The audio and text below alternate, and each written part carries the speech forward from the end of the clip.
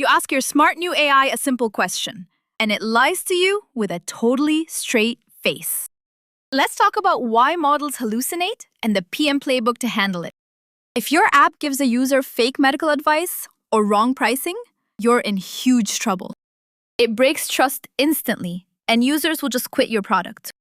Hold your thumb out and close one eye. There's a literal hole in your vision right now. But you don't see a black hole. Your brain just guesses what should be there and paints over it. You don't see a black hole. Your brain just fills the gap with a pattern of the wall behind your thumb. In AI, we call this a hallucination. The model hits a blind spot in its training data, and it paints over the hole with words that sound right. Let's trace how the model paints. First, it reads your prompt, finds patterns, predicts the next word, and fills the gap. It doesn't actually know facts. It just knows which words usually hang out together. So it strings together a very convincing sentence that happens to be totally false. But here's where the eye trick and the AI trick part ways. Your brain paints over a tiny spot.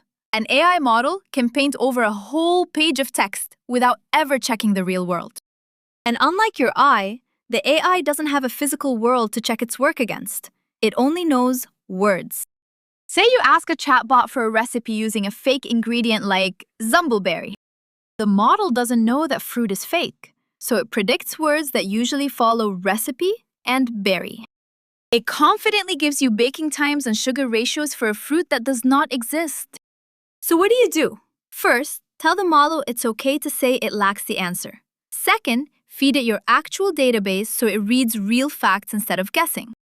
You shift the product from generate anything to search and summarize. This keeps the model inside the lines and stops it from making stuff up.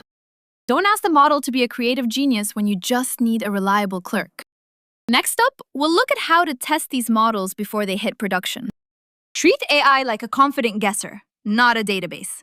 See you in the next one!